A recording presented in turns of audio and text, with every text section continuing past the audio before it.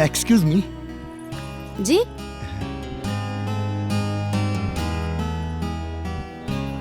गाड़ी रोक रुक रुक रुक रुक रुक रुक। कहिए, कुछ प्रॉब्लम है नहीं नहीं, आपको? प्रॉब्लम कुछ नहीं है। दरअसल मुझे आपसे कुछ कहना था। हाँ तो बोलिए। कैसे कहीं कहिए। मुझे आप बहुत पसंद है, हमारे साथ शादी करना चाहता हूँ।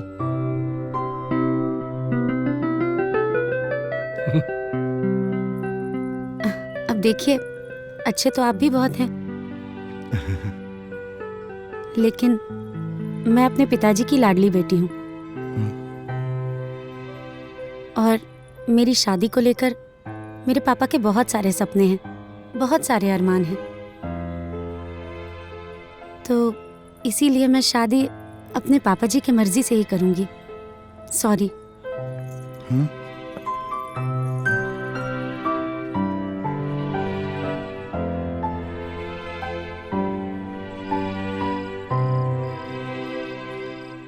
मालिक ये कहा कड़वी यादें बहुत बा, एगो अच्छा सा किस्सा हो जाए, खाई ना कुछ मीठा हो जाए। काहे? खाला काहे कि हम तो बियाह तय कर देले बानी। देखा बिट्टू, हम तोरा के बहुत मौका देने लड़की खोजे खातिर, लेकिन फाइनली तू ना खुश पाऊला, तब हम तोरा खातिर लड़की खोज ले बानी। लेकिन पापा हम लेकिन कुछ ना, संडे के चले के बाद लड़की देखे तैयार रहिए। हाँ, मिठाई खिया था इनके। हाँ? मालिक है अच्छा ये देख, ई हरा बात तो एमे चल जाई। हाँ? और ई तो एमे जाता, ई पिहरका वाला समझ में ना आता। अरे हाँ हाँ, ई देखा, ई अच्छा लगता। हाँ? ये हम का सुन रहल बानी? तू लोग हमरा से बिना पूछले हमार बियाह तय कर देला। हाँ, और इतवार के हमनी के लड़की देखे के जाए के बा। आई ओकरे तैयारी चला था। भैया प्लीज डिस्टर्ब मत करी। ये तो अच्छा लगा। ये ठीक बा चूड़ी ले जाए खातिर?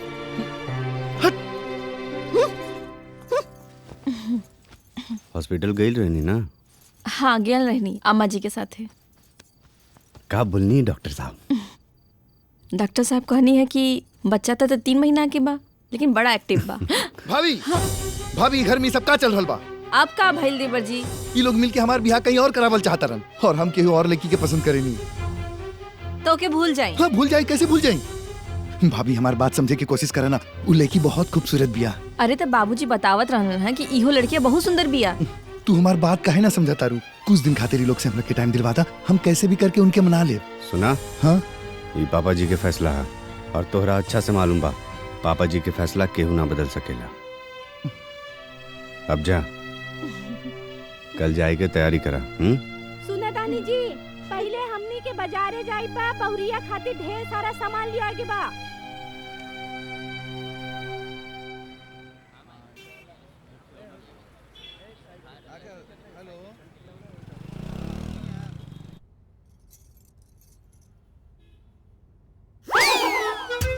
ना नहीं ठीक ना, ई ठीक ना बा। अच्छा ई वाला ये देखिए, खूबसूरत है, बहुत बढ़िया। बबुआ देखा, दुल्हन खातिर ये अंगूठी कैसन लगी? हाँ ठीक बा। अरे ई तनी ले हंस ले के बोली तनी, ना, हाँ? खुश नहीं के बानी का? अरे कहानी तो ठीक बा। हाँ, अच्छा अब जो नसीब में हुई हुए ना मिली, चाहे ठीक बा चाहे खराब। हाय देखी कितना सुंदर बा। अभी अच्छा है ना? हाँ बहुत सुंदर साड़ी बा। हाँ, डिजाइन भी अच्छा देखी ना? बा। ले ली। अरे हमरा से का पूछा तू लोगन के जौन पसंद आवे तो ले ला।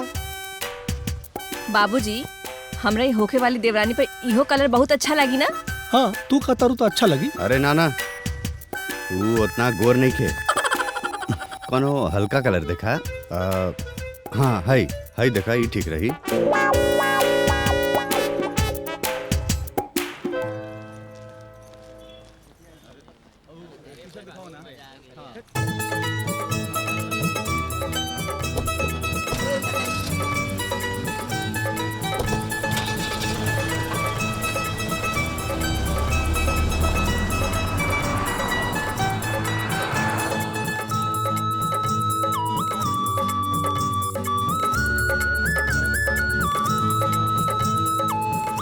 कितना पैसा भइल? हैली भैया। हई रखला। घी की बनी मिठाई, मिठाई में खुशबू आई है। लड्डू पेड़ा लेके चलिए, आज मेरे भैया की सगाई है।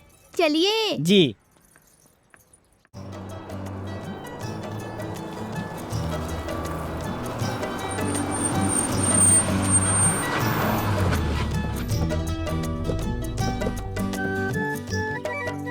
प्रणाम प्रणाम। नमस्कार। बिट्टू आवा कैसन बानी रघु? बढ़िया। आवा बेटा। आप बताइए। सब ठीक ठाक। अच्छा, और घर में सब ठीक ठाक? सब बढ़िया बा, सब। नमस्ते। नमस्कार नमस्कार। ये हमार परिवार, हमार सुख के आधार, हमार धर्म प्रणाम। पत्नी जी। प्रणाम। ये हमार बड़का बेटा, प्रणाम। बहू, प्रणाम। नमस्ते वो हमार बिटिया, नमस्ते। और ई राउर होखे वाला दामाद। नमस्ते।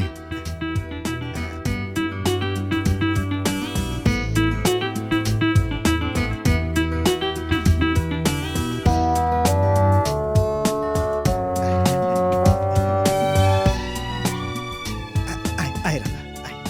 रहुआ तो हमरा पर कर्ज चढ़ा देनी। हम बेटी वाला हैं, हमरा के रहुआ के घरे जाए के चाहिए। अरे नहीं, ऐसा बात ना। रहुआ के पता है, भगवान के जवन घर पसंद होला ना, वही घर में बेटी दे। और ऐसने घर के चौखट का दर्शन कईल बेटा वाला खातिर सौभाग्य के बात है। और जरूरी ना कि हर बेर बेटी वाला ही झुके। नाश्ता करी लोग। अरे रहुओ ली ना। अरे समझी जी, रहुआ राजा दशरथ के रूप में हमरा घरे आयल बानी। राहुल सेवा हमार फर्ज बा। ली नाश्ता ली। अरे तकलीफ कहे करता नहीं आओ। ली ना। शुरू करी बेटा। ला ना ठीक बा माई, तू ला। ली ना हम बाद में खा ले। खा ली। हाँ, हम बाद में खा ले। अरे खा ली ना। खाई ना रहुआ।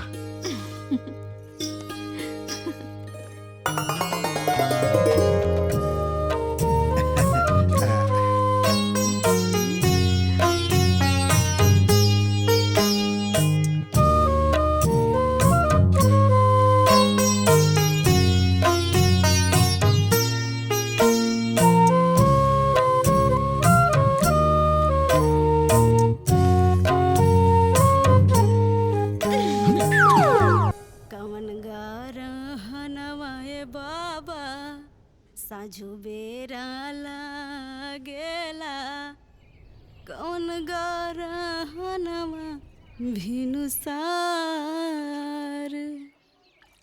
कौन गरहनमा ए बाबा रउआ सिर लागेला कबहू ना उग्रीन हो चंद्रगारहनवाय बेटी साझु बेर लागेला सूरज गरहनवा भिनुसा तोरे गरहनवाय बेटी मोर सीने लागेला कबहू ना उगरीन हो। अरे भौजी, जहिया से तहार बेटी भइल बिया तहिए से तहारी रेडियो जे बा उ कन्यादान के स्टेशन पे अटक गइल बा। हाँ, गोड़ लगा तनी भौजी। खुश रहा बबनी, बैठा ना। अरे अरे बबनी, तू तो जनते बाड़ू ना, जहिया से हमरा के बेटी मिलल पिया हम एकरा विदाई के बारे में सोचे ली ना तो हमर मन घबराए लगेला। तू गजबे बात करेलू भौजी। जौन बेटी धरती पे आयल बिया ओकरा तो ससुराल जाही के पड़ी। हाँ, आ एगो तोहरे बेटी थोड़े बिया। हाँ? अरे भैया, अरे सबकर बात अलग बा, हमार बेटी के बात अलगे बा। भैया गोड़ खुशी लगा रहा, तनी। खुशी रहा। जाना तारू 42 साल के बाद हमार खानदान में हमार बेटी भइल बिया। अरे देख, दादाजी के कोनो बेटी ना है ना, बाबूजी के कोनो बेटी ना, और तू मामा के बेटी हमार भैया के श्रद्धा पूजा देले, यही से रखियो बांधे वाला क्यों ना रहे। अब तू ही सोच, जौन बेटी इतना निक नोहर पे भइल बिया ओकर अलगे बात हुई ना। बाकी कुछो कहा भैया, बेटी तो बेटिए नु कहाई, बेटा ना कहाई। जानत बाड़ू, बेटा भाग्य से होला और बेटी सौभाग्य से होले। तभी तो तू जन्मदिन के दिन आइलू है, पाहुन काहे ना आइले? अरे भैया, तू तो जानते बड़ा जब उनका के कहनी की ए जी कल गुड़िया के जन्मदिन बा चले के बनू जन्मदिन सुना। अरे जन्मदिन तो लोग मनइबे करल हैं, लेकिन जन्मदिन मनल रहे हमारे बाबूजी के 1989 के बात है। दुद्दू सट्टा नचनिया आयल रहे, कुल लगला कुद कुद नाचे। अरे बाप हो बाप, तब थवा टूट गई। गजब का झमका हुआ नाच भइल रहे। कहाँ गेलू हो?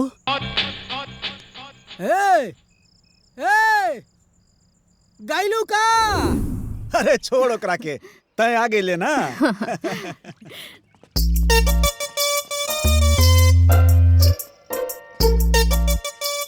प्रणाम जीजा जी। अरे खुश रहा। प्रणाम दीदी। खुश रहा आवा। चला चला, गोड़ लागला। वाह वाह वाह, खुश रहा। अरे खुश रहा बेटा। गोड़ लागल बानी। खुश रहा। गोड़ लागल बानी जीजा जी। हाँ जी खुश रहा। अरे ई का? अरे धान कुटाल लाल तो सोचनी एक बोरिया चावल लेने चली। अरे तो ठीक बा, बहन के घरे खाली हाथ थोड़े ना आवल जाला। औरी का तोहार मेहरारू तो तोहरा के कूली बना देलस। अरे बनी ही काहे ना, जब हम इनकर कुली बन सकेनी तो का ये हमार कुली ना बन सकेनी जीजा जी। सुन लेली, जब हम भाव देला तब इच्छाओ देली। अरे तो करी ना, वो लायक बिया हमार भौजी। अरे ते अपना आपके देख और एकरा के देख।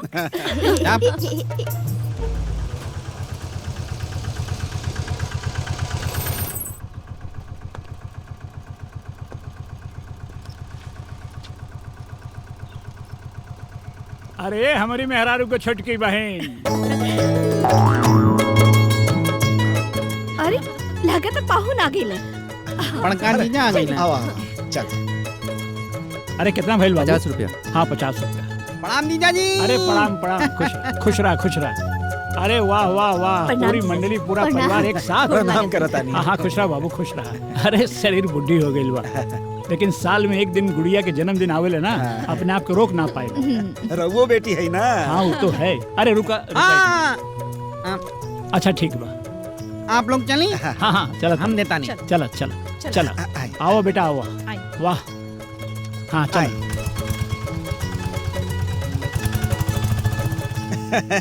सब केहू आ गए, हमार तो दिल खुश हो गई। अच्छा अब हमनी के बतावा, याद बा केहू के?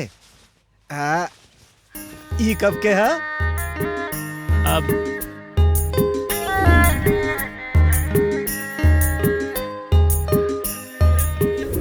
भैया जब वो 5 साल के रहे, हमरे गोदी में तो रहे हूँ। बहुत सही। ई बतावा, ई कब के है?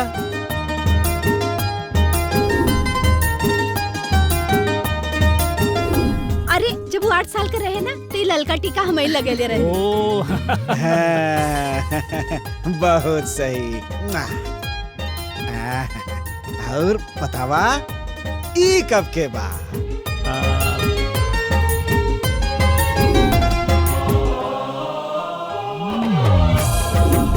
ये जब वो 12 साल के रहे। बहुत सुंदर, तुम्ही लोग के तो सब याद बा। अच्छा अब ई बतावा, ई कब के है?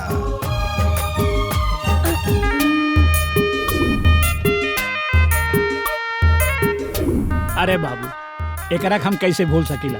गुड़िया जब 19 साल के रहे तब के है। अरे तोहरा के याद बा, ई बर्थडे मामा में लेट हो गेल रही। रहुआ 3 बार फोन कर ले रही हमरा के। वाह, सबके तो बहुत अच्छे से याद बा। हाँ। और आज हमार बेटी 22 साल के हो गई बिया। गैया दान कैनी बाबा, बछड़ुआ दान कैनी, हमके दान करे से पहले घर में लुकाईनी। माई ना तो हमार कन्यादान होता और ना ही हम ससुरा जाता नहीं। हम तो खाली लखनऊ जाता नहीं एग्जाम देवे खातिर। हम जाना तानी। तो रोत काहे बाड़ू? अरे नखरा करत अरिए बाबी, वो तारा जन्मदिन पर। बुआ ए बबनी, तू तो जाना तारू ना, जब भी हमरा से दूर जाले तो हमरा लागे लाग के एकर विदाई होता। इतना आसानी से हमारी बेटी के विदाई ना हुई श्रीमती जी। तब कैसे हुई भैया? देख, भले दुनिया अपन बेटी की विदाई यार कार से करत हुई, लेकिन हम अपन बेटी की विदाई डोली से करब। और वो अपना से बनवाई, उनमें मखमल के पर्दा लगवाई। अब नहीं ना, ओकर पहला कहार हम ही रहब। अरे अब ये सब कहाँ होला भैया? अरे भले ना होके, लेकिन ई हमार अरमान बा, हम जरूर पूरा करब। अरे डोली में बाद में बैठैया, पहले गाड़ी में बैठावा। हाँ जल्दी करो माई, लेट होता। बाधा हटाई। हाँ माई, प्रणाम बुआ। अरे खुश रहा। खुश रहा, जियत रहा। पापा खुश रहा, खुश रहा। अपन ध्यान रखिए बेटी। जी प्रणाम। खुश रह। बाय। प्रणाम। दीदी को लगा था नहीं। खुश रहो। प्रणाम। अरे बेटा खुश रह, खुश रह, खुश रह। बैठ। संभार के जाइए। बाय। ध्यान रखिए। बाय बाय माई। Bye bye. के फोन करब हम। हाँ। भगवान बेटिया के खुश रखे।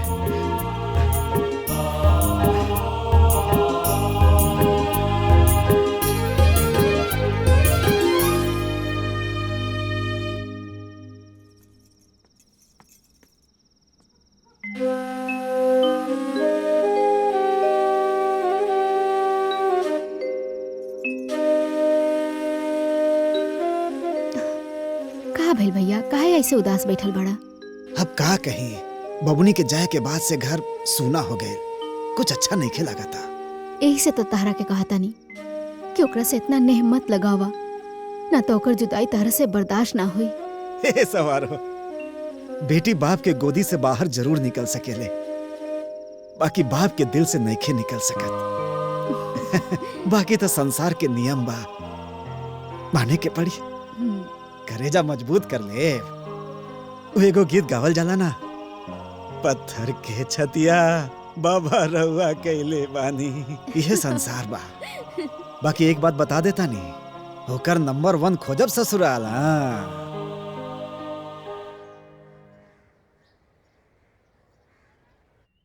ये है इस शानदार घर के जानदार मालिक बिट्टू के पापा जी।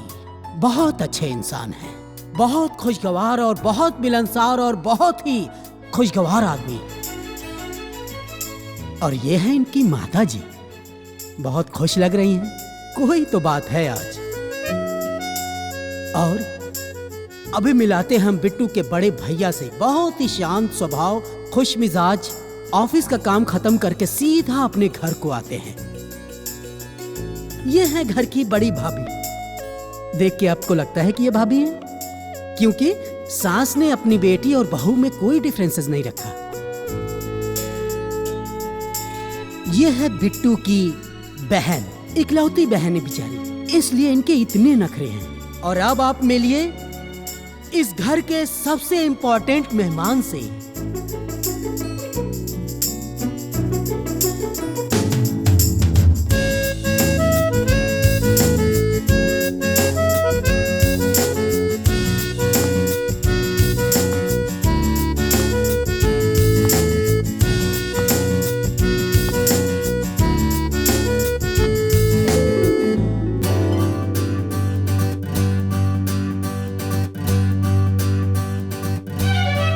Madam, hello. का? अब अगर आपका आदेश हो तो नाश्ता शुरू कर जाओ। हाँ हाँ, एकदम आदेश बा, शुरू कर जाए। खा बेटा।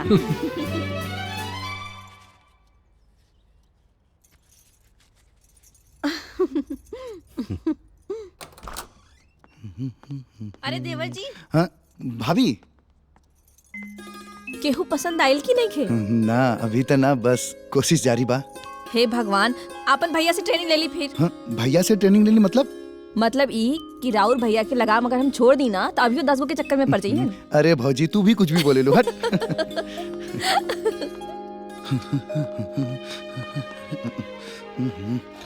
बेटा हाँ, भैया के बियाह भइल 4 साल हो गई। अरे कबले दूसरे की शादी में गाय बजाई?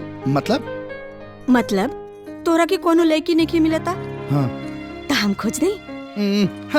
माँ तू भी।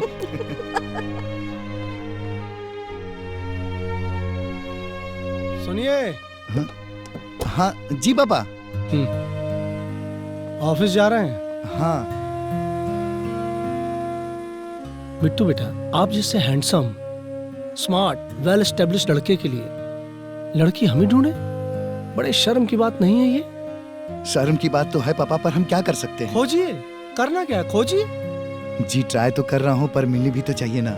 मिल जाएगी, ट्राई करोगे जरूर मिलेगी। और हाँ, मिल जाए तो अपने पापा को जरूर बता दें। जी जी पापा। ठीक, चलता हूँ। अच्छे से टेक केयर बेटा।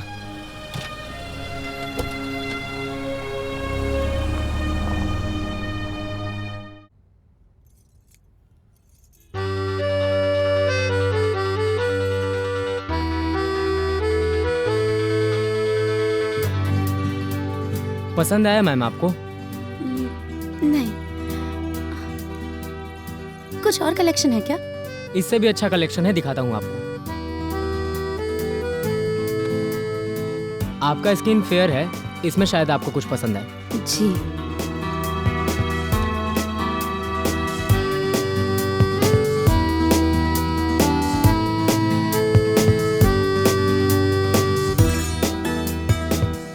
ये आपके फेस पे बहुत अच्छा लग रहा है मैम। ये परफेक्ट है, इसे प्लीज पैक कर दीजिए। कितना हुआ?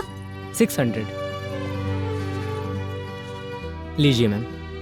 हाँ, थैंक यू।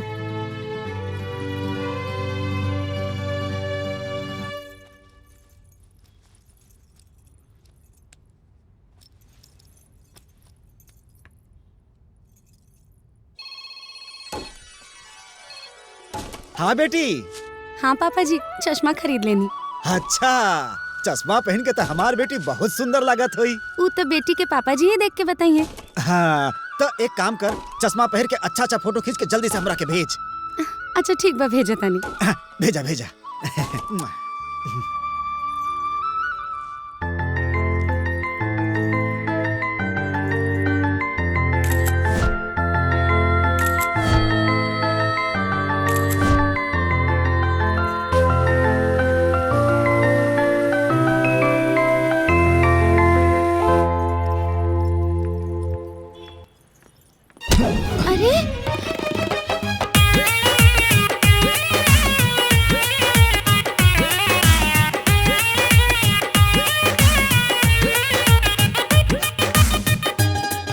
सॉरी, मैं आपको देख नहीं पाया, मुझसे गलती हो गया। I am very sorry.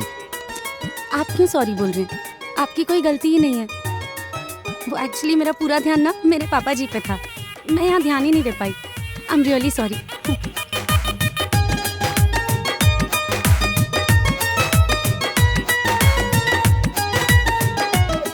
का रउआ एगो लड़की से टकरा गई नी?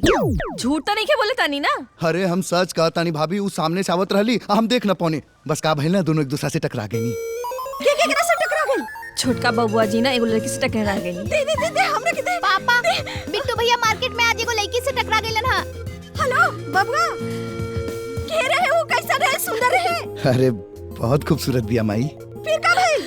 अरे भइल का हुई? इनके थप्पड़ मार ले हुई और का? ना ना पापा, हमरा से बड़ा प्यार से बात कैली। का बोलस बेटा, का बोलस? जब हम सॉरी कहनी तो बोली कि ना ना गलती तो हमार बा। फिर हम सॉरी कहनी। सॉरी? फिर आगे वो चल गई। समझ में नहीं आवत बेटा, तोरा के डरपोक कहीं कि का कहीं? तू बचपन से लेके आज तक हर एग्जाम में टॉप कैला, यही एग्जाम में 4 साल से काहे फेल हो रहा बड़ा हो है? इतना अच्छा मौका मिल रहा है, वो गंवा देला। अब का हुई?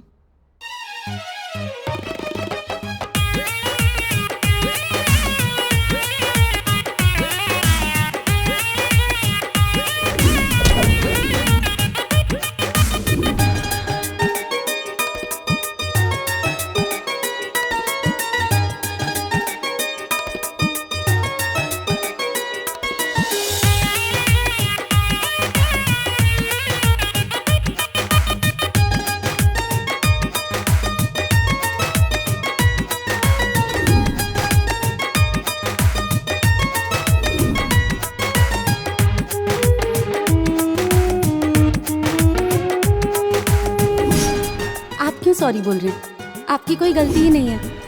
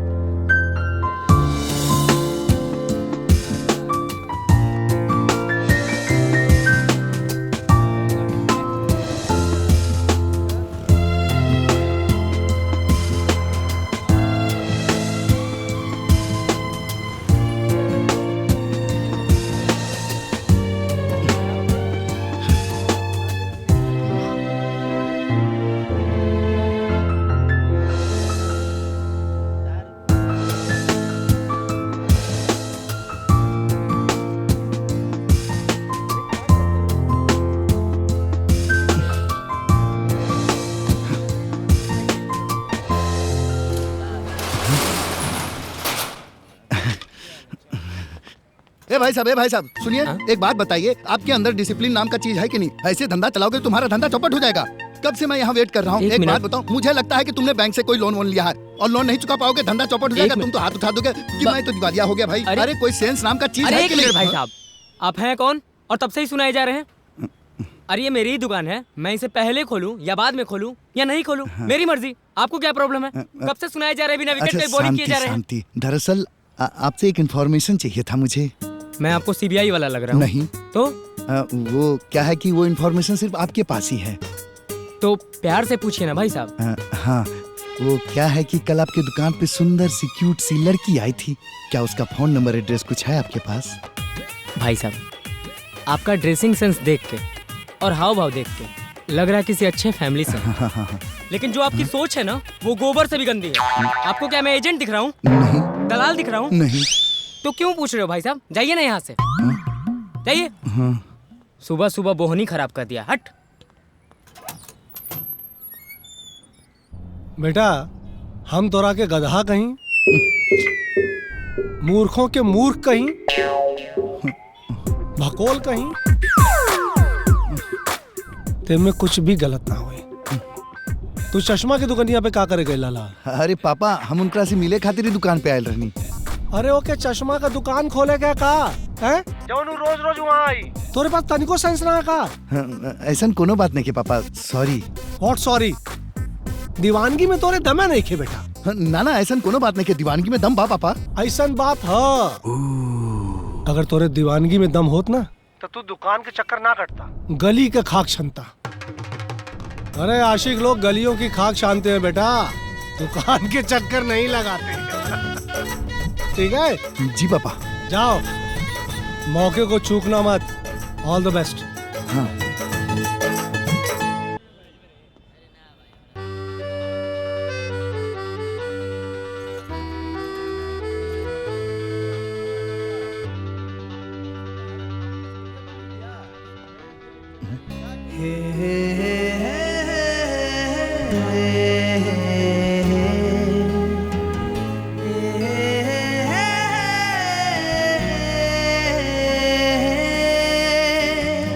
Excuse me. जी?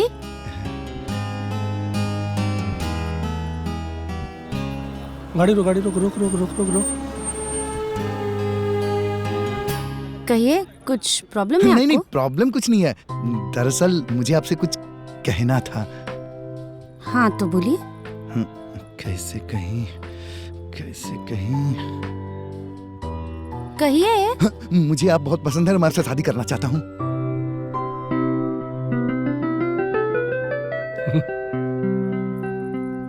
अब देखिए, अच्छे तो आप भी बहुत हैं, लेकिन मैं अपने पिताजी की लाडली बेटी हूँ और मेरी शादी को लेकर मेरे पापा के बहुत सारे सपने हैं, बहुत सारे अरमान हैं। तो इसीलिए मैं शादी अपने पापा जी की मर्जी से ही करूँगी। सॉरी।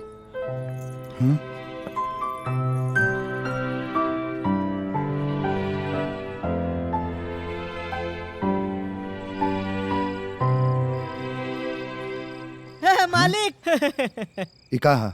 कड़वी यादें बहुत बा, एगो अच्छा सा किस्सा हो जाए। खाई ना, कुछ मीठा हो जाए।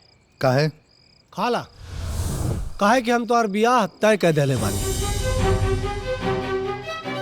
देखा बिट्टू, हम तोरा के बहुत मौका देनी लड़की खोजे खातिर, लेकिन फाइनली तू ना खुश पौला, तब हम तोरा खातिर लड़की खोज ले बानी। लेकिन पापा हम लेकिन कुछ ना, संडे के चले के बाद लड़की देखे तैयार रहिए। हाँ, मिठाई खिया दो इनके। हाँ? मालिक है। अच्छा ये देख, इहारा बात तो एमे चल जाई। हाँ? और ई तो ये में जाता, ई पियर का वाला समझ में ना आवता। अरे हाँ हाँ, ई देखा, ई अच्छा लगता। हाँ? ई हम का सुन रहल बानी? तू लोग हमरा से बिना पूछले हमार बियाह तय कर देला। हाँ, और इतवार के हमनी के लड़की देखे के जाए के बा। आई ओकरे तैयारी चला था। भैया प्लीज डिस्टर्ब मत करी। ये तो अच्छा लगा। ये ठीक बा, चूड़ी ले जाए खातिर।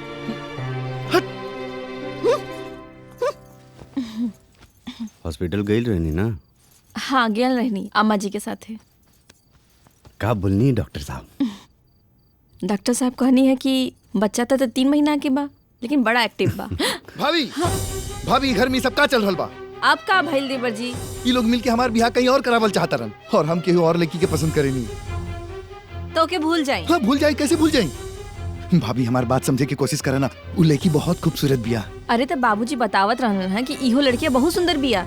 तू हमारी बात काहे ना समझा तारू? कुछ दिन खातिर ये लोग से हम लोग के टाइम दिलवाता, हम कैसे भी करके उनके मना ले। सुना? हाँ, ये पापा जी के फैसला है, और तोहरा अच्छा से मालूम बा पापा जी के फैसला केहू ना बदल सकेला। अब जा, कल जाए के तैयारी करा। सुना दानी जी, पहले हमनी के बाजारे जाई बा, बहुरिया खातिर ढेर सारा सामान लिया के बा।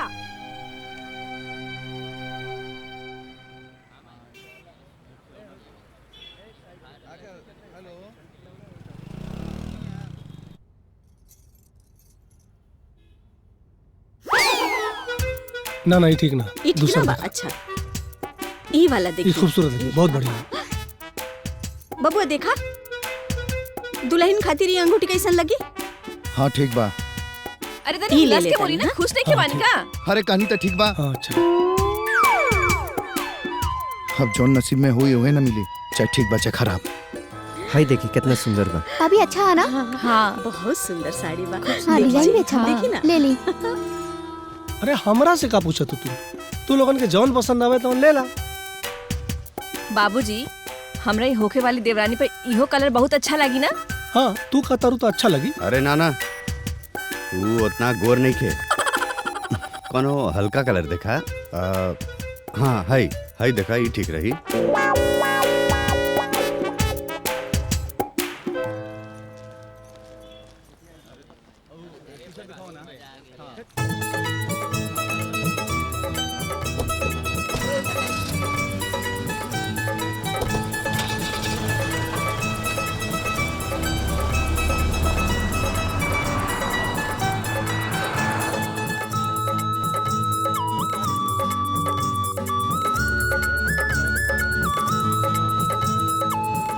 कितना पैसा भाई? हाई ली भैया। हाई रखला। घी की बनी मिठाई, मिठाई में खुशबू आई है। लड्डू पेड़ा लेके चलिए, आज मेरे भैया की सगाई है। चलिए जी।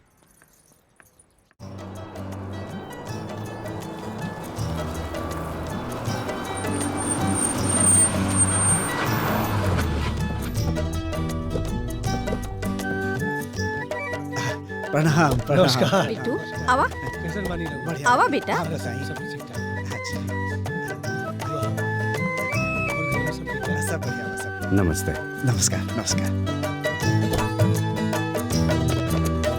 ये हमार परिवार, हमार सुख के आधार, हमार धर्म प्रणाम। पत्नी जी। प्रणाम। ये हमार बड़का बेटा, प्रणाम। बहू, प्रणाम। नमस्ते वो हमार बिटिया, नमस्ते। और ई राउर होके वाला दामाद। नमस्ते।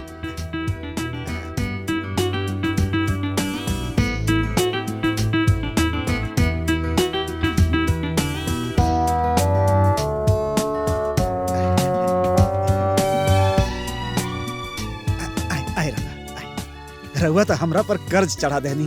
हम बेटी वाला हैं। हमरा के रउआ के घरे जाए के चाहिए। अरे नहीं, ऐसा बात ना। रउआ के पता है भगवान के जवन घर पसंद होला ना वही घर में बेटी दे। और ऐसने घर के चौखट का दर्शन कई बेटा वाला खातिर सौभाग्य के बात है। और जरूरी ना कि हर बेर बेटी वाला ही झुके।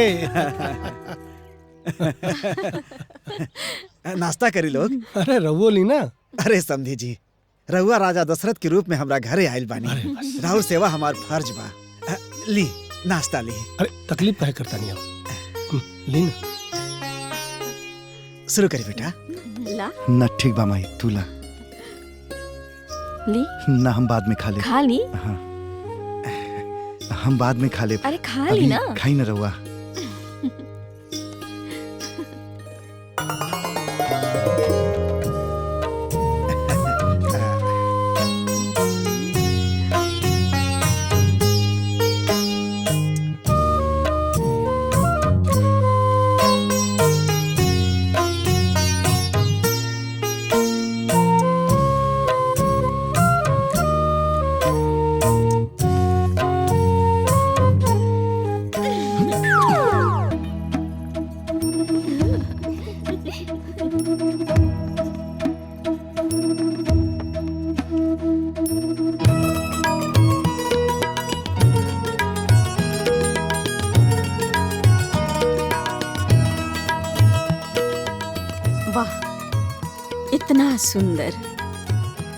इतना सुंदर लक्ष्मी जैसन बेटी कहाँ छुपा के रख ले रहनी समधन जी। देख के मन विभोर हो गई। तनी पकड़ा बेटी। जी दी है।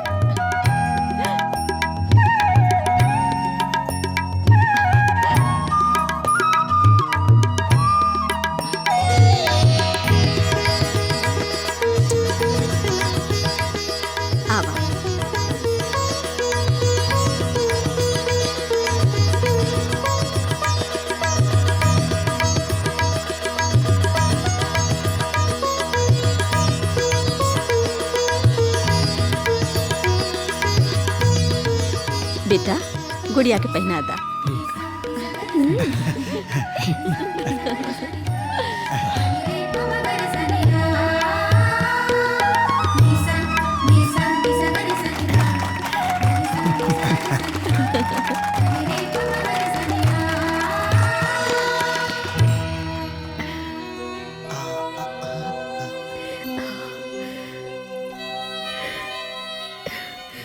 ला पहना था।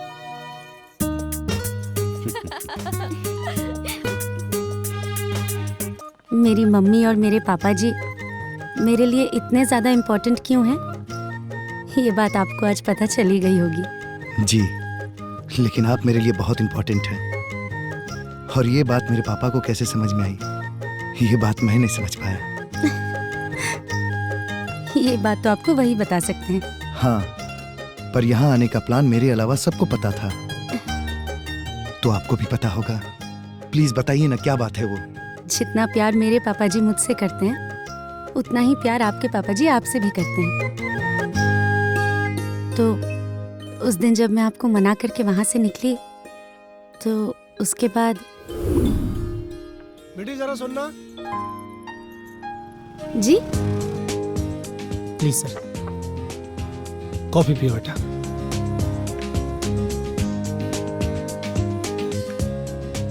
बेटा वो लड़का की गलत मत समझिए, वो हमारा बेटा, बहुत प्यारा बच्चा। दरअसल हमनी अपना लड़का खातिर बहू खोज रहल बानी। दरअसल हमनी एक ऐसा लड़की खोज रहल बानी जवन हमारा बेटा के साथ साथ हमारे पूरे परिवार के भी प्यार और सम्मान दे। सच कहीं तो हमनी बहू ना बेटी खोज रहल बानी, काहे कि बेटा भाग्य से और बेटी सौभाग्य से मिले ले। जानत बाड़ू, बेटा भाग्य से होला और बेटी सौभाग्य से होले। अंकल, हमार जीवन हमरे पापा जी के अमानत था। हमार खुशी ही हमरे पापा जी के जीवन के आधार है।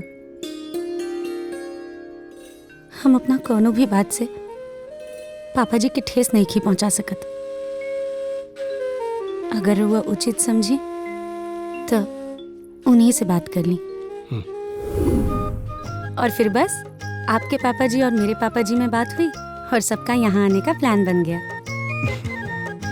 पता है, यहाँ आते वक्त मेरी हालत इतनी खराब थी जैसे आज मेरी दुनिया ही खत्म हो जाएगी। पर जब आपको देखा तो बहुत सुकून मिला।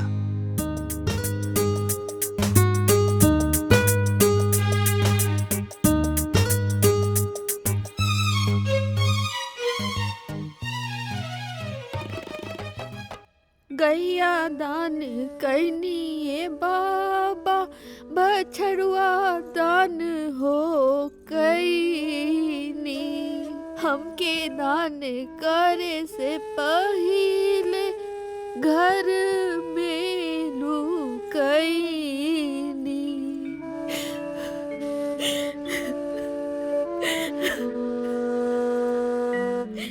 हे गुड़िया के माई, ई का भाई का भेल समधिन जी, काहे रोवतानी? मत पूछी समधिन जी। ये गुड़िया के विदाई के सोच सोच के कन्यादान के गीत गा गा के रोवेली।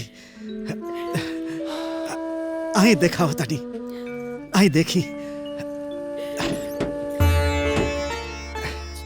ई देखी। ऐसा कोनो तीज परब ना हुई कि इस साड़ी ना खरीदले हो खियन। बाकी सब कपड़ा बेटी के झापी खातिर बक्सा में रख देली। हम अपना पागलपन दिखाई। आई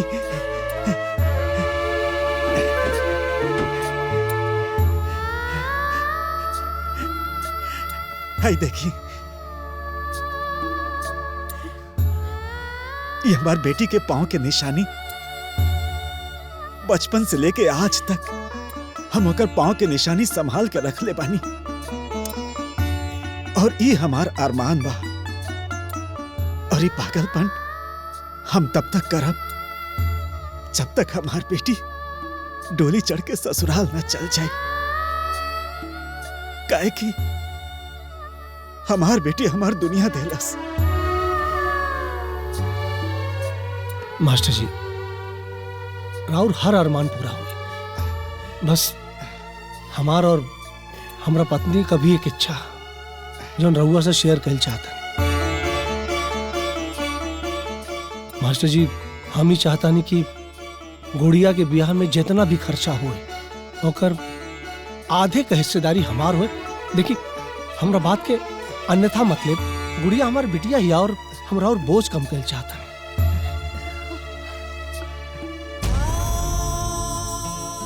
कहा ऐसन विचार हर लड़का वाला के हो। बाकी हमरा लगे जौन कुछ भी है सब हमरा बेटी के बा। शादी के बाद तो ओकर बाप बन के और ओकर सब जिम्मेदारी पूरा करब। अभी हमरा के हमार अरमान पूरा कर लेवे थी। अभी तो हमार पारी बा, काहे कि हमार बेटी हमार दुनिया है।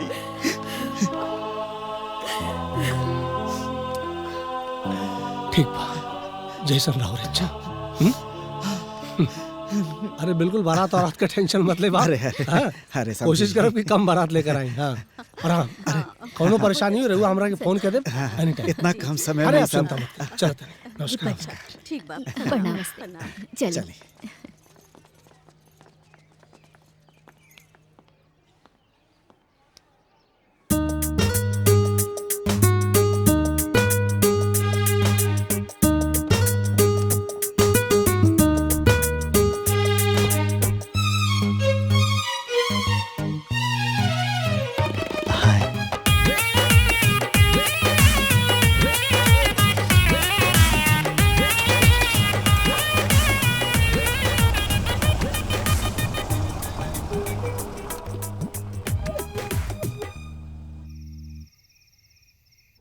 बाप रे, कितना श्रद्धालु बा लोग। बात विचार व्यवहार देख के तो हमार दिल खुश हो गए। हम सपना में भी ना सोच ले रहनी कि इतना सुंदर रिश्ता अपना आप घरे चल के आई। उन लोग के देख के हमरा के भरोसा हो गई कि अपना ससुराल में हमनी की बिटिया के हमनी के कोनो कमी ना खाली। हे गुड़िया के माई, अरे काहे रो तारू? अरे बिटिया बिया ना, विदाई तो करे पड़ी ना, फिर अच्छा घर में जातिया हमार बेटी। ए जी, बेटी चाहे अमीर घर में जाए चाहे गरीब घर में, बकिर अपना माए बाबूजी के घर छोड़ के चल। अब हमार बेटी भी हमारा घर में कुछ दिन के मेहमान बा। अरे विदाई भइला से बेटी से रिश्ता थोड़ी ना खत्म हो जाई। तोरा के जब मन करी हमरा से कहिया, भेंट करा के ले आई। ठीक बा? जा बिछौना करा।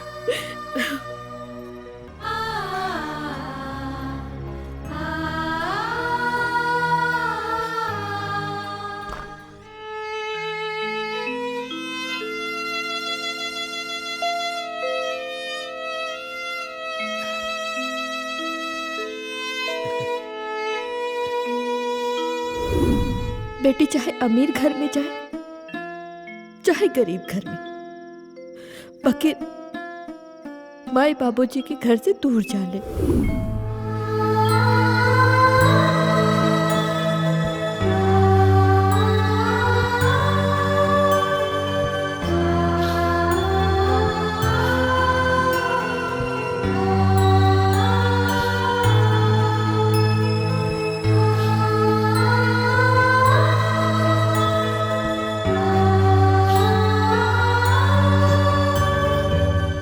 यही से तारा से कहले रही कि एकरा से ढेर नेह मत लगावा,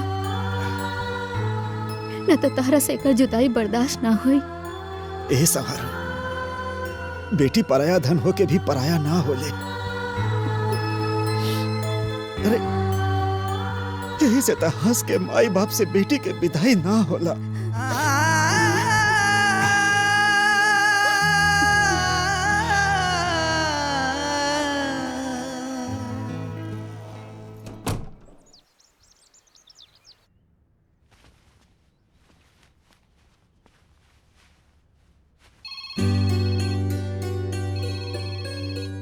अरे कहाँ बाड़ू हो? समधी जी के फोन आइल बा। सुना? हेलो, प्रणाम समधी जी। प्रणाम प्रणाम। हम दोनों प्राणी के तरफ से भी आप दोनों प्राणी के प्रणाम। अरे प्रणाम प्रणाम। समझी जी, हम तिलक के दिन पंडित जी से दिखवा ले बानी। कब के बा? 17/6 के बढ़िया मुहूर्त।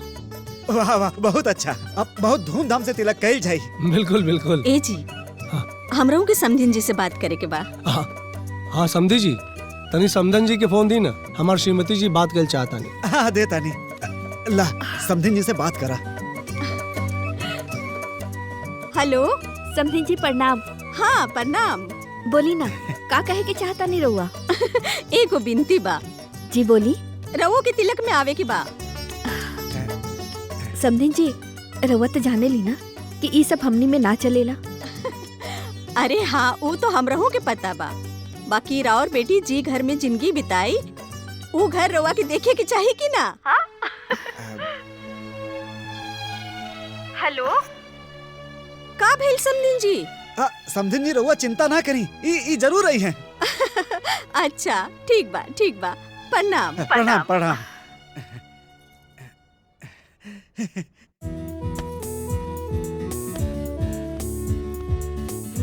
ला दे। अरे माई, अब इमे जगह कहाँ बा कि और ठूसा तारू? अरे अभी इमे बहुत जगह बा, 100 गो साड़ी और आ जाए। अरे पर एक गो तो हम बानी, इतना सारा साड़ी का होई? अरे पगली, ये खाली तोहरे पहने खातिर थोड़ी ना बा। अरे वहाँ पे हितनाथ बा, गाँव जवार, पौनी परासर सब में बटाई ना, तब तोहार बहुत बड़ाई हुई। और तोहरे माई बाबूजी के भी, ये सब तोहरा ना बुझाई। तला यो ठूस दा। हाय ले पकड़। भौजी हो, गुड़ियावा के तब निमन बर मिल गई, ब्याह तय हो गई, तो कुल देवी के मन्नत काहे नहीं उतारत? अरे बबनी, वो हम कैसे भूल सके नहीं? हा? कौन मन्नत माई? बतावा तानी, तोहरा के अच्छा घर मिल जाए तो हम मैया से मन्नत मंगले रहली कि साथ घरे जाए। सबसे भीख मांगब, गावत बजावत मैया के मंदिर जाई, उनका पूजा करब और मैया के तोहरे भी आए के न्योता देव और कहब, हे मैया, ई जग के तू ही सहारा बाड़ो।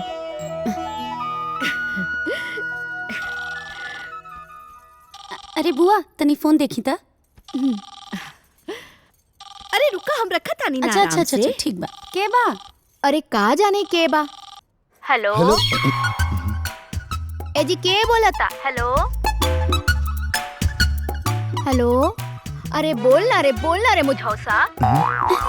अरे गूंगा बड़े का रे? के कर फोन बा बुआ? का जाने कौन बा, कुछ बोलते नहीं खे। हेलो अरे बोल ना तो फोन में अभी घुस के तार दांत तोड़ दे। रख फोन रख। अरे तो पूरा इज्जत के फालूदा कर देली। कह रहे हैं बबनी? कहा जाने के रहे, कुछ बोलते ना रहे। घरियो सुन ले लस। ला चाय ली, लेहल जा चाय लेहल जा।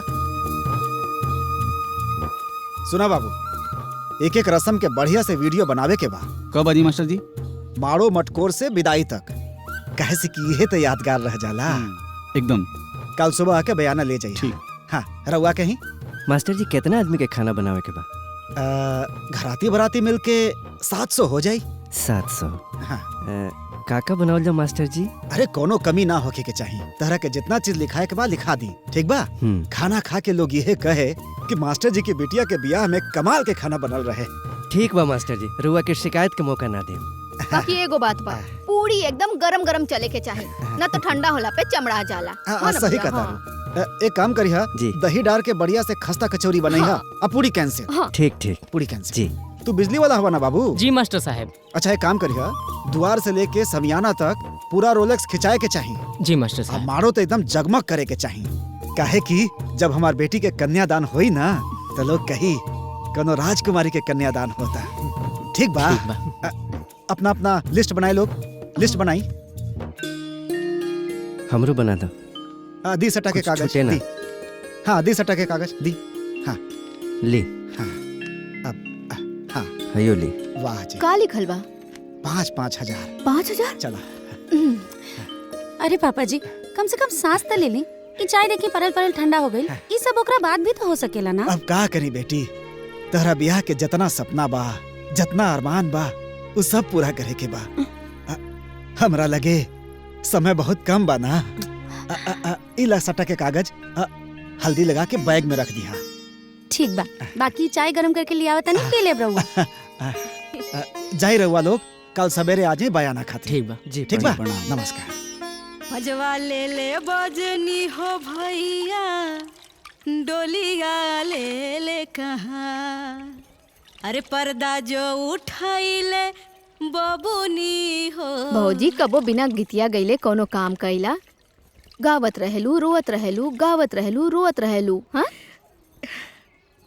का करी, बिटिया है ना। अरे हाउ देखा लस रहा था, तरी निम्मन से पसारा, दाग उग ना लगे। हाँ बजवा ले ले बजनियो भैया। तनी कंट्रोल करा। तू हिया बाड़ू हो। का कहता नी जी? खाली गीते मत गावत रहा। ये जितना धोती रंगा था ना, ये सबके सुखा के 51 रुपया बांध के तब चौपेट के रखिया। सुन ले ना रे। हाँ भैया। हाँ, ताकि तिलक में देला से केहू ई ना कह सके खाली धोती देलन। तू चिंता मत करा, केहू कुछो ना कही। सब लोग कही बहुत निम्मन सामान आइल बा।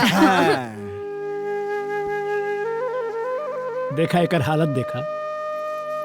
जब खरीद के आयल रहे तो एकदम चमचम चमकत रहे, लेकिन आज एकर हालत बिल्कुल हमरे जैसन हो गइल बा। जैसे हम बुढ़ा हो गइली वैसे ही ससुर बुढ़ा हो गइल। अच्छा तो पाहुन एजे बड़न।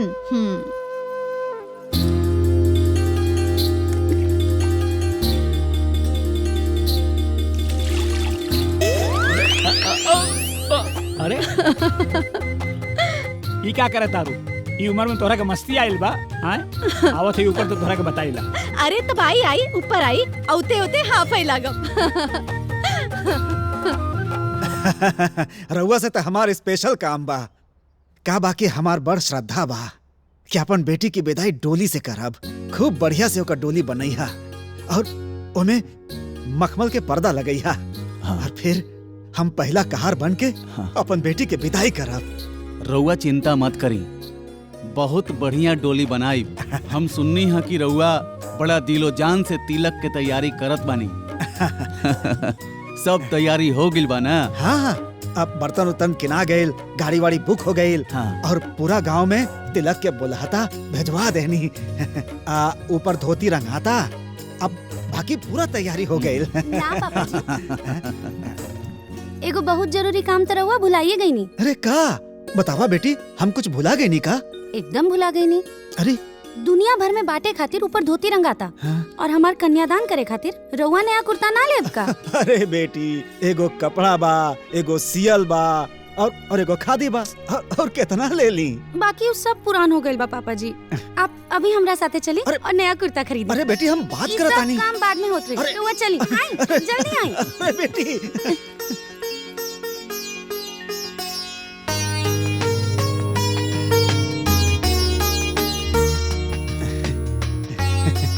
आप अच्छे लग रहे हैं गुरुजी। अच्छे नहीं, बहुत अच्छे लग रहे हैं पापा जी। रउआ एकदम राजेश खन्ना लागता नहीं। तो अब फाइनल हो गया, ये वाला आप तिलक में पहनेंगे और ये मैं मेरी बेटी के कन्यादान में पहनूंगा। अच्छा, तुम्हारी दुकान में विदाई का जो सबसे अच्छा कपड़ा है वो दिखाइए। अरे पापा, अभी एकर कौन जरूरत है? अरे हमरा लगे टाइम नहीं खे ना, एक एक काम हो जाए तो टेंशन ना रही। ये देखिए। हाँ दिखाइए। ये अच्छा नहीं है, दूसरा दिखाइए। जी।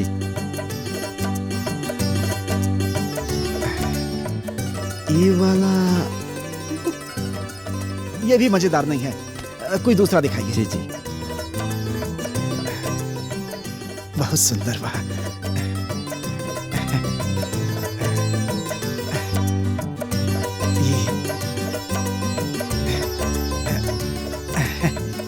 हाँ, ये बहुत अच्छा है। ई बिट्टू के नानी जी के ई हो गई। और ई बिट्टू के भाभी जी खातिर। हाँ,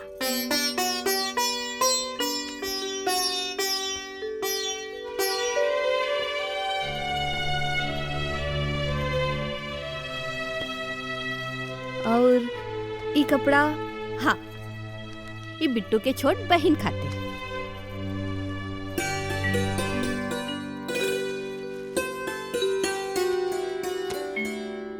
और ई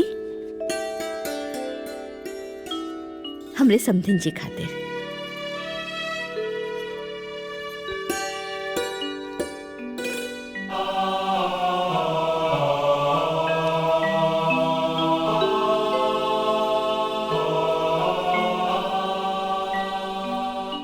गंगे च यमुने चैव गोदावरी सरस्वती नर्मदे सिंधु कावेरी जलेऽस्मिन् सन्निधिं कुरु। मंगलम भगवान विष्णु मंगलम गरुड़ध्वजः मंगलम पुंडरीकाक्ष मंगलाय तनोहरि। कर्पूर गौरम करुणावतारम संसारसारम भुजगेन्द्रहारम सदा वसंतम हृदयारविंद्रे भवम भवानी सहितं नमामि। स्वस्ति न इंद्रो वृद्धश्रवा स्वस्ति न पूषा विश्ववेदा। का कैसे भइल? अरे कहाँ भइल? कहाँ भइल? कहाँ भइल?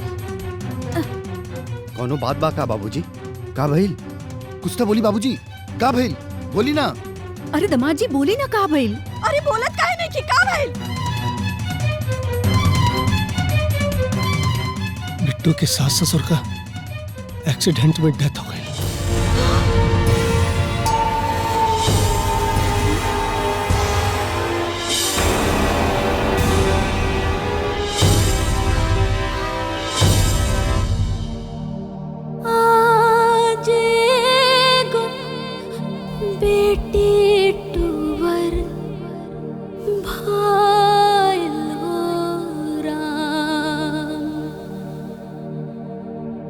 आज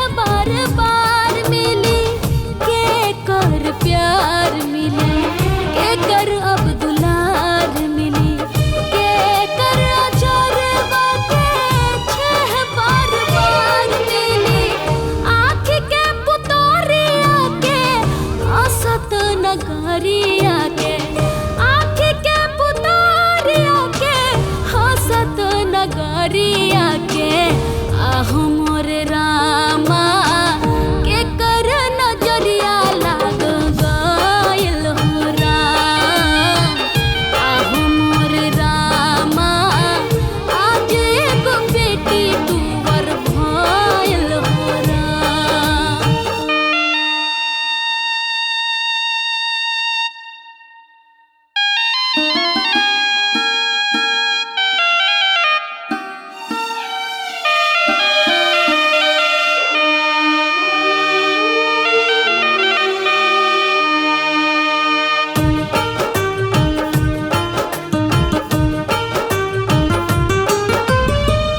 भाग्या तजार गइल सब कुछ उजाड़ गइल देखल सपनवा सगरी टूट के बिखार गइल भाग्या तजार गइल सब कुछ उजाड़ गइल देखल सपनवा सगरी टूट के बिखार गइल खुशियाँ में आग पड़ल दुलरी के भाग जरल खुशियाँ में आग पड़ल दुलरी के भाग जरल आहू मोर रामा बनल बनावल सब गायल हो राम आहू मोर रामा बनल बनावल सब गायल हो राम।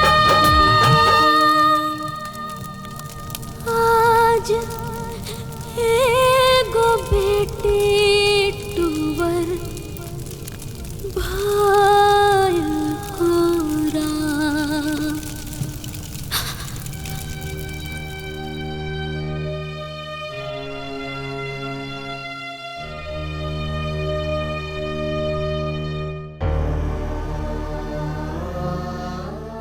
बेटे समधिन और समधी जी के गुजर गईला का दुख हमरा के भी है जौन तू खोले बाड़ू वो बच्चन खातिर बहुत अनमोल चीज होले। देखा हम वो लोगन का जगह तो ना ले सकीले लेकिन जौन मास्टर साहब का सपना रहे वो हम पूरा करब। अगर आप लोगन का सहमति होता हम गुड़िया और बिट्टू की शादी कोर्ट में कल चाहता नहीं। तुम्हारी दुकान में विदाई का जो सबसे अच्छा कपड़ा है वो दिखाइए। अरे पापा अभी एकर कौन जरूरत है। अरे हमरा लगे टाइम नहीं खे ना एक एक काम हो जाए तो टेंशन ना रही। हाँ तो अब भैया भाभी तो रहले ना तो ई बाजा गाजा केकरा खातिर रही।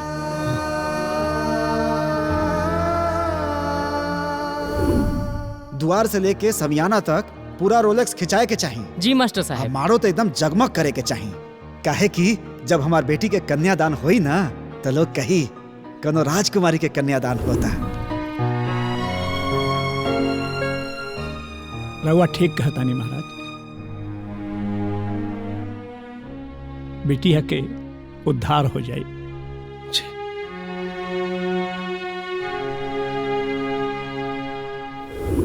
42 साल बाद हमारा खानदान में हमार बेटी भैल बिया। अब तू ही सोच जौन बेटी इतना निक नोहर पे भैल बिया ओकर अलगे बात हुई ना। हमरा हिसाब से अब गुड़िया अपना ससुराल चल जाओ। अब सबसे बड़का काम इहे बा।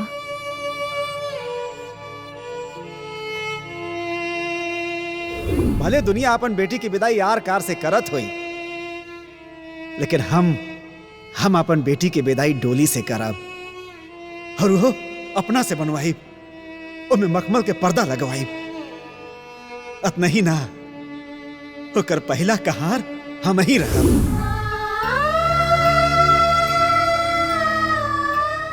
गुड़िया सुन तारू ना बेटी, अभी दुख बढ़ावला से कोनो फायदा नहीं के। हाँ बुआ,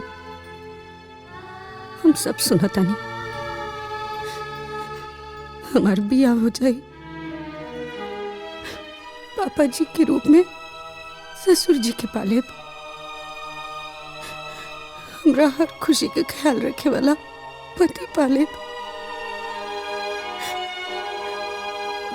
बाकी हमार मम्मी पापा जी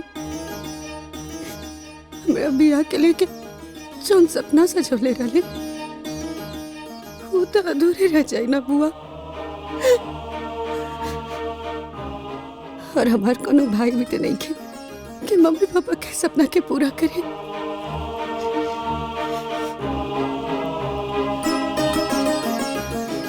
तो अपना माँ पापा के हर सपना पूरा करे की जिम्मेदारी हमार बा। उनकर सारा अधूरा अरमान पूरा करब हम। और बियाह हुई डेट पे हुई जैसे हमारे पापा जी चाहते रहे।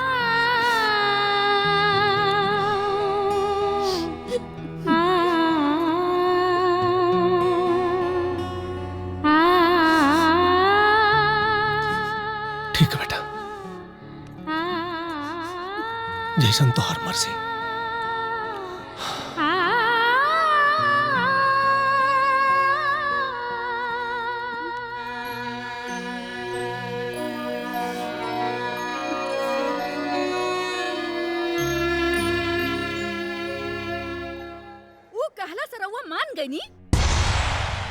अरे जौना लड़की के बियाह तय होत ही इतना बड़ अपशगुन हो गईल, उहे लड़की के रउआ चाहता नहीं घर में लावे के। अरे दमाद जी एगो बदकिस्मत लड़की के घरे लाइब तरौरो किस्मत खराब हो जाई।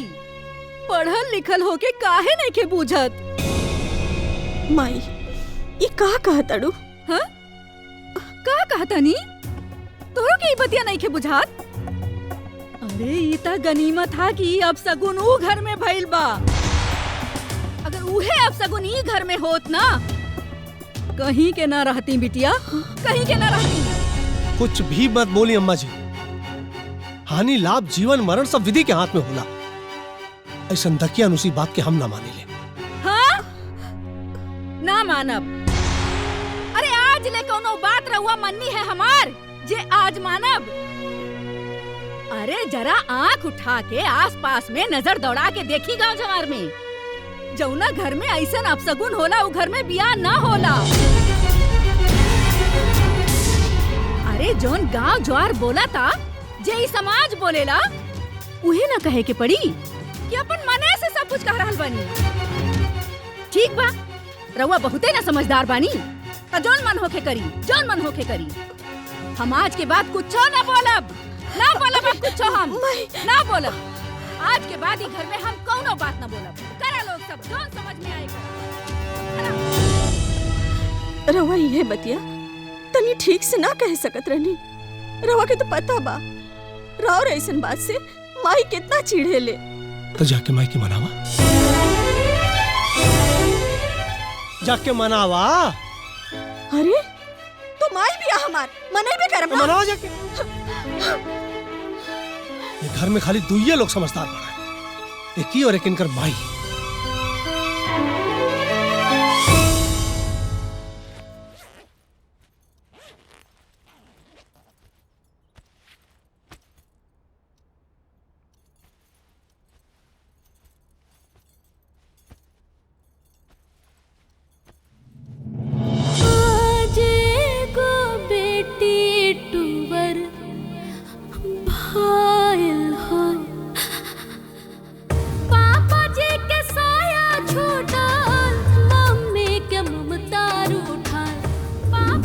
चश्मा पहन के तो हमार बेटी बहुत सुंदर लागत हुई। वो तो बेटी के पापा जी ही देख के बताइए। तो एक काम कर, चश्मा पहन के अच्छा अच्छा फोटो खींच के जल्दी से हमरा के भेज। आज को बेटी टूबर भाईल हो राम, आहो मोरे रामा। आज को बेटी टूबर भाईल हो राम। गुड़िया ना बेटी, ना रोल जाला बेटी, चुप हो जा, तू चुप रहा। तू जितना रोबू उतना ही उन लोगन के आत्मा के दुख पहुँचे। चुप हो जा, मत रोआ। और तू तो अपना पापा के प्यारी बेटी बाड़ू ना। हाँ, तोहर पापा जी तो यही चाहत रहले कि उनकर बेटी हंसत खिलखिलात ससुराल जाओ। तू ऐसे रोबो तो उनकर आत्मा के कैसे शांति मिली, है ना? तोहरा ऊपर बहुत जिम्मेदारी बा। तोहरे पापा का मान सम्मान अरमान सब तोहरा के पूरा करे बा। मत रोवा, चुप हो जा। हाँ गुड़िया बेटा, तोहरा के मजबूत होके के बा। ये सब जीवन के हिस्सा है। यही से तोहरा के मजबूत बने के पड़ी। हाँ। अपने आप को मजबूत बनाओ बेटी।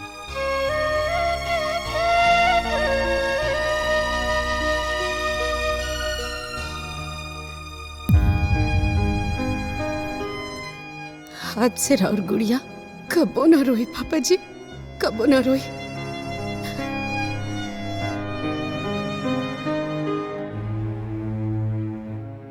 आज हमारे मम्मी पापा भले ही दुनिया में नहीं की, बाकी उनका हर सपना हर अरमान अभी जिंदा बा। रउआ लोग तनिको संकोच ना करब। जैसे जैसे हमार पापा जी सोचले रहने सब कुछ वैसे ही होके के चाहिए। उनकर कोनो भी अरमान अधूरा ना रहे के चाहिए। अगर कहीं भी कोनो भी कमी हो गई ना तो हमरा के बड़ा दुख हुई भैया। बहन तू तनिको चिंता मत करा, शादी में कोनो कमी ना रही। ठीक बा बहन, बहुत काम बा, हम सब जाते नहीं। नमस्ते, चलो।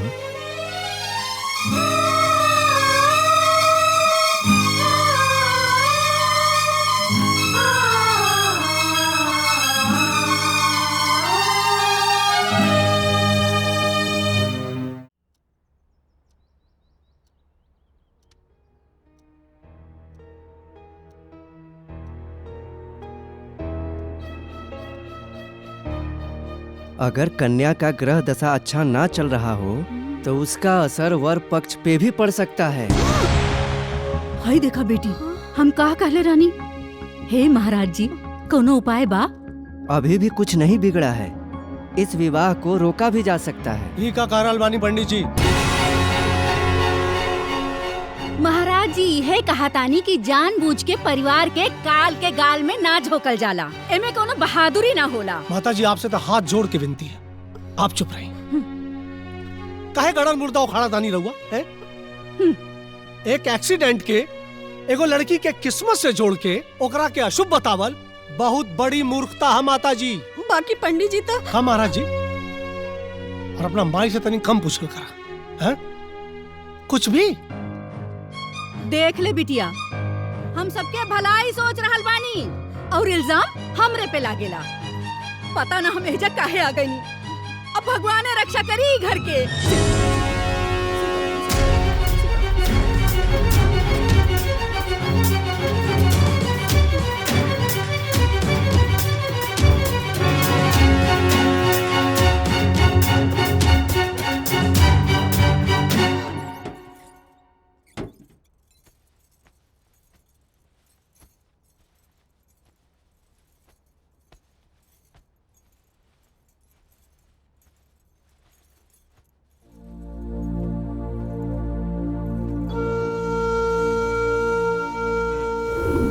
तोहरा के अच्छा घर मिल जाए तो हम मैया से मन्नत मांगले रहली, साथ घरे जाए, सबसे भीख मांगब, गावत बजावत मैया के मंदिर जाए, उनकर पूजा करब और मैया के तोहरे बियाहे के न्योता देव और कहब ई जग तोहार बा और तू ही सहारा बाड़ू।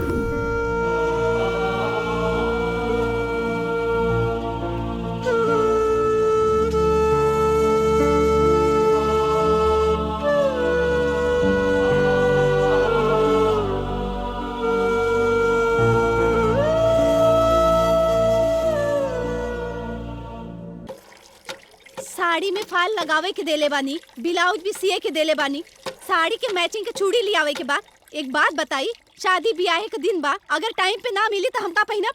अने बिया बड़े गुड़िया के आए आ तोहरा के देखे के आई आए मैचिंग सैचिंग के चक्कर में पड़ल मारू केहू देखे खातिर आवेला तबे पहनल जाला का? हाँ मौसा जी रउआ के झूठे भैंसा ना कहेले। त जाके मौसा जी के साथे रह तू का करे। हम ना चलाई ना चले वो तो जा जा हम ना रहब का जा जा उनके घरे जाके मौसा साथे रह ना बिया फिर कह देत है हमारे मैचिंग का चिंता ना बा जा तहर दादा भी ना उठा पहिया ए चुप ये अच्छा ना बा।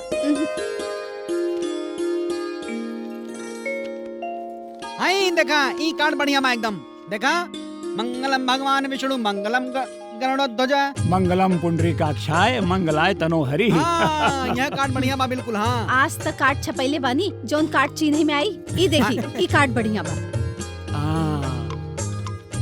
सुंदर एकदम बढ़िया बहुत सुंदर यही फाइनल करा। ई देखा अरे कार्ड जौन छपल बा तौन छपल बा लेकिन कार्ड छपल रहे 1964 में हमरे दादा के ऐसन कार्ड छपल रहे लगत रहे कड़वा बोल दे। अरे तू कितना बड़ा फेंकूचन बड़ा कितना फेंकेला।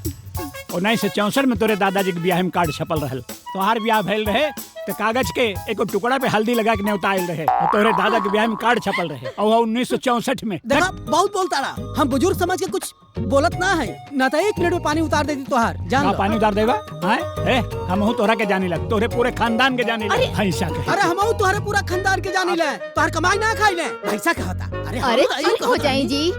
छोटका जीजा तू ना बड़का जीजा के बिना मतलब चिढ़ावेला सूप होके चलनियो होके जेकरे में 72 छे। हां चुप रहा बहुत हो गया। ओहो जीजा देखो आई बड़का जीजा आई देखी कार्ड आज फाइनल करके भेजा आगे देखी देखी। हां यहां कार्ड ठीक बा कि कौन ठीक बा आए आए। अरे वो जोन दिखावले रहली वो है।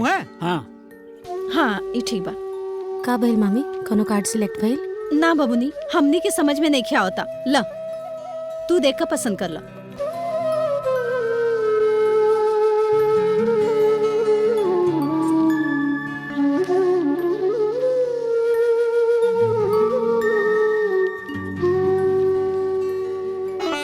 ये वाला ठीक लागता ना? हाँ अच्छा बा। बहुत सुंदर एकदम सुंदर। हाँ ठीक हम तो पहले ही कहत रहने की बहुत अच्छा बा।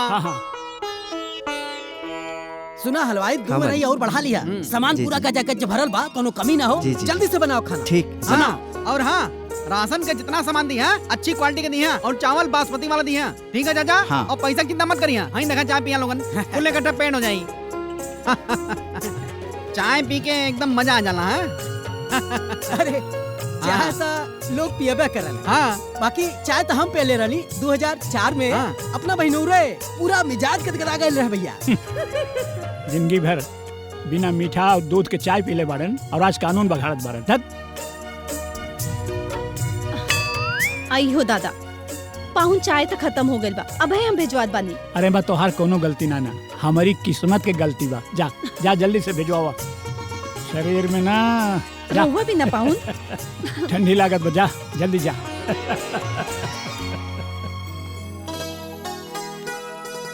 देखा गुड़िया बिटिया आ गई जी देख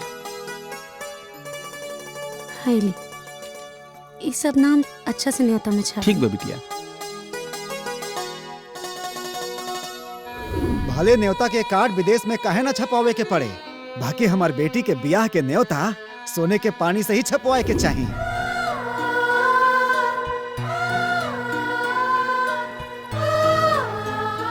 अच्छा काका बोला ना बिटिया। वो हमरा पापा जी के बड़ा मन रहे कि न्योता में लोग के नाम सोना के पानी से ठीक है लिखा। बिटिया लिखा जे है बाबू एक को नाम छूटे के ना ना चाहिए। ना ना जा, अच्छा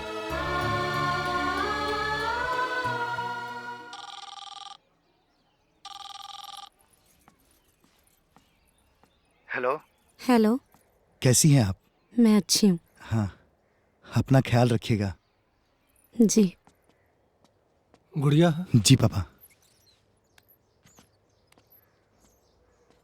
सब ठीक बा ना बेटा? जी पापा जी सब ठीक है प्रणाम।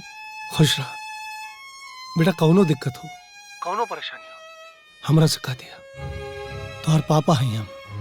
जी पापा जी। ठीक है बेटा अपन ख्याल रखे। जी प्रणाम। खुश रहा बेटा।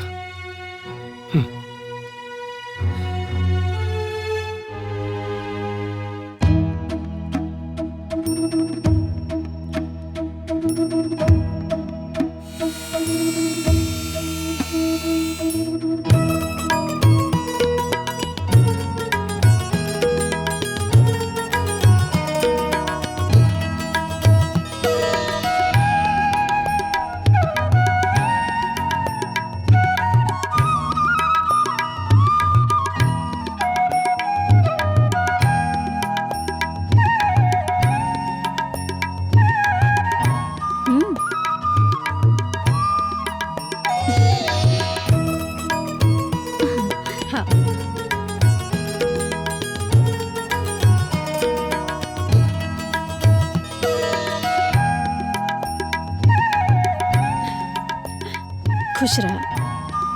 अरे वाह अपन बबुआ के हल्दी लगा था। बहुत सुंदर लगा था। अरे मुआ भी ठीक से लगा वा।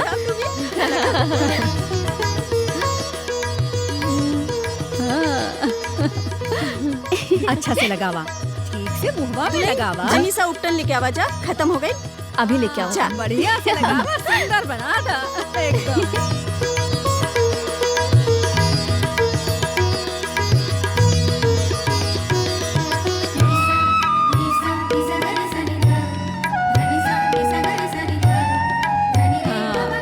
बहुत सुंदर। हमारा नदिया तो सुंदर है।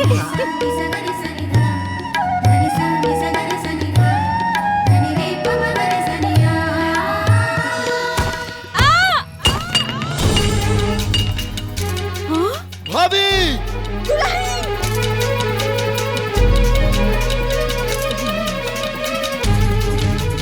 हे भगवान, कौनो अब सगुन मत करिहा, ब्याह शादी के घर बा।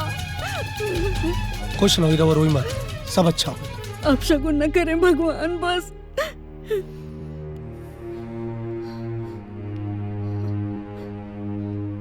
हे भगवान, ओम नमः शिवाय, ओम नमः शिवाय, ओम नमः शिवाय, ओम नमः शिवाय।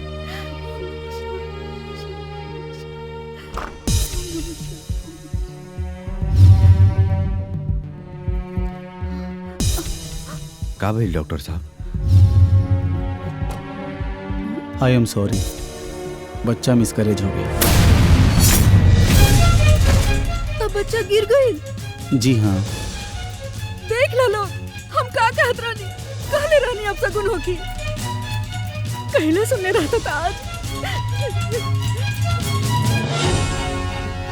हो गइल, जो लोग कहत रहनी, जो के डर रहे उहे हो गइल। अगर कन्या का ग्रह दशा अच्छा ना चल रहा हो तो उसका असर वर पक्ष पे भी पड़ सकता है। हम एक बार कह देनी, बारात वहाँ ना जाए तो ना जाए, वहाँ शादी ना होई। अरे हमार बात सुना, देखा ओकर हमनी के अलावा केहू नहीं के। हमरा के कुछ लेवे देवे के ना बा, ओकर के बा के ना बा।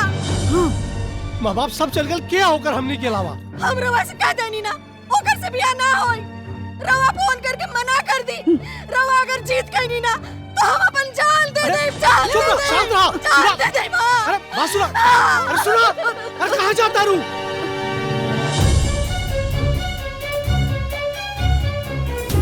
गुड़िया हमार बिटिया ही और हमरा और बोझ कम कर चाहता। काहे कि हमार बेटी हमार दुनिया है।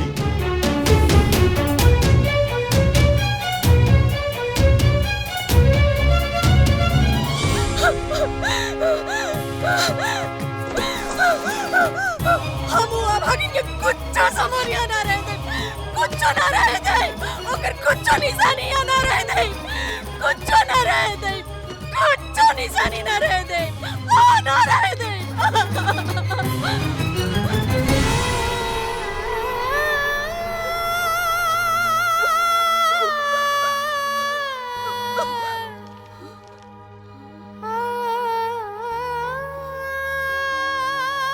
समधन जी, हम रउआ से गुड़िया के बारे में कुछ बात कहे के चाहता नहीं। दरअसल गुड़िया हमार बेटी नहीं खे,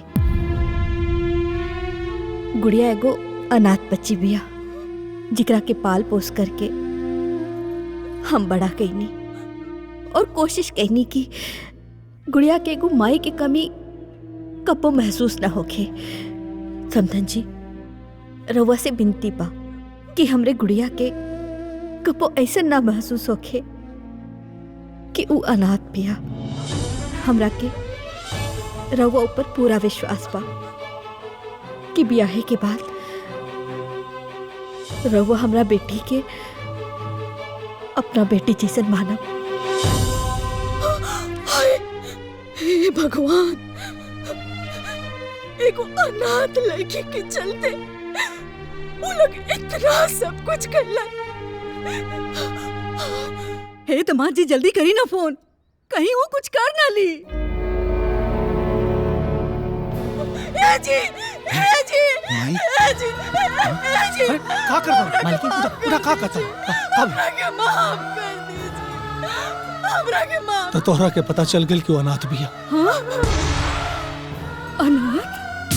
हमरा के पता रहे कि वो अनाथ था, ये बात हमरा पता रहे। और हाँ, इतना जरूर ख्याल रखब कि उहे ये अनाथ बेटी के नाथ हवे।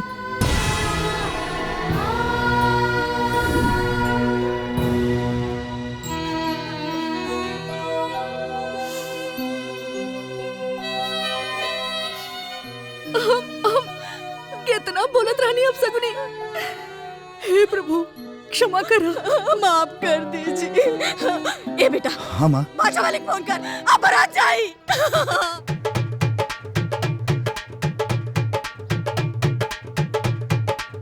चल ले बिट्टू के बाबा बेटवा बियाहन हो। चल ले बिट्टू के बाबा बेटवा बियाहन हो। दल के चिरैया सब उड़ल जास हो। दल के चिरैया सब उड़ल जास हो।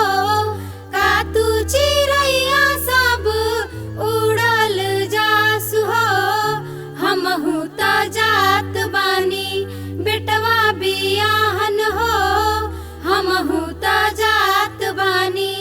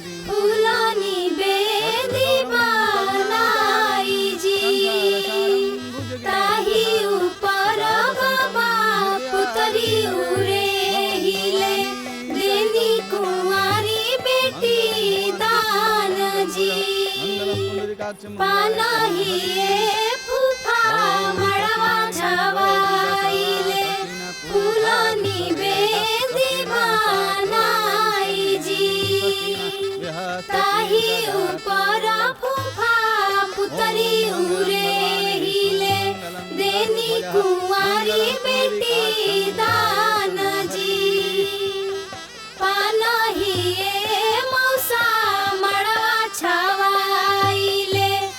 चलिए ये अक्षत चलाइए। बनाई जी ताही ऊपर मौसा पुतरी उरे हिले देनी कुमारी बेटी दान जी। हाँ, रखिए। जब चलिए आप ये सब सामान दशरथ होलो गावा कन्या के हाथ में दीजिए। भीरी हो गई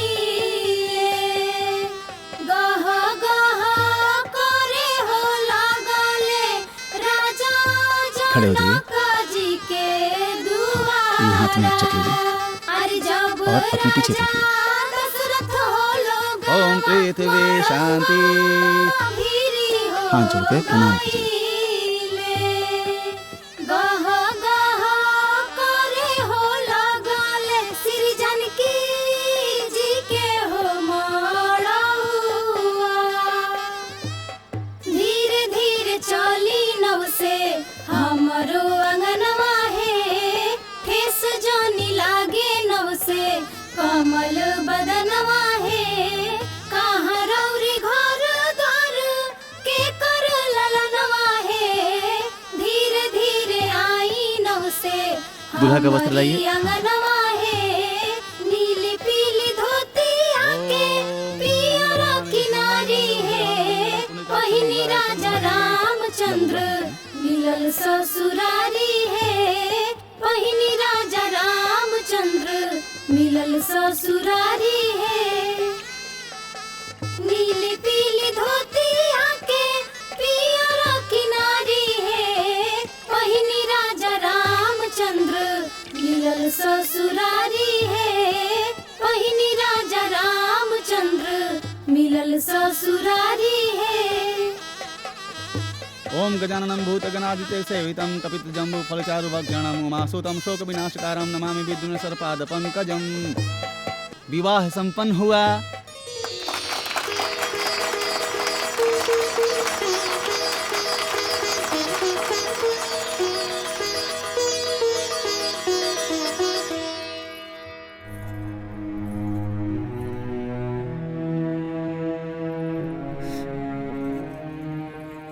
माई चंद्र गरे हनवाय बेटी मोर सीने लागेला।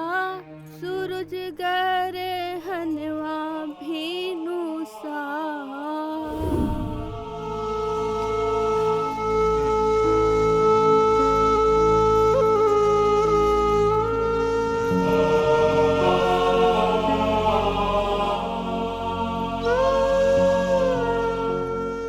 अब रउआ लोग के बेटी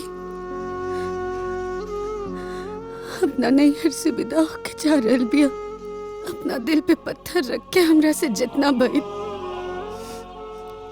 रउआ लोग के अरमान के पूरा करे के कोशिश कईनी।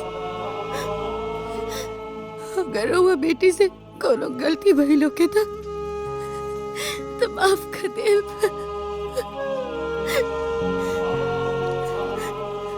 हमरा और गुड़िया अपना ही नैहर में कबो नहीं कबो नहीं।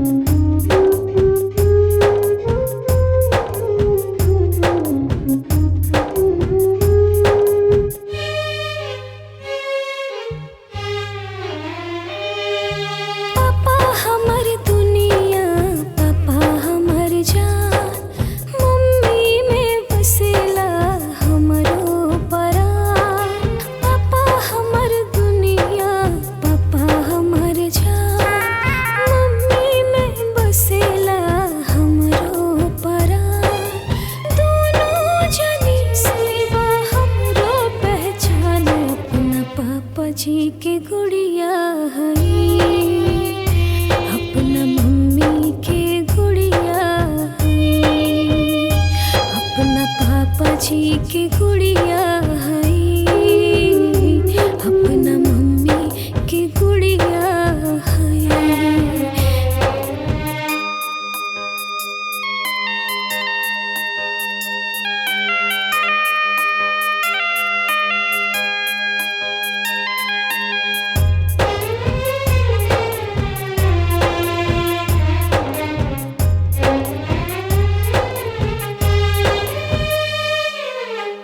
छूटल जाला हमरा से अब नैहर के जहान हो, पूरा कहीं मम्मी पापा के रहे जे अरमान हो। मम्मी के याद अंगनैया छूटे, पापा बिना आज हमर डोली उठे। के काहे गुड़िया के राखी हमर ध्यान अपना, अपना मम्मी के गुड़िया है।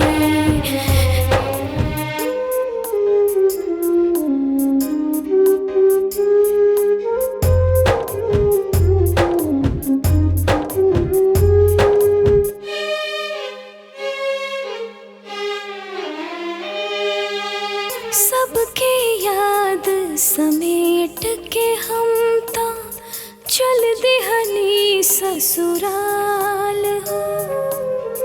के भेजी अब पाहुर हमके, के पूछी अब हाल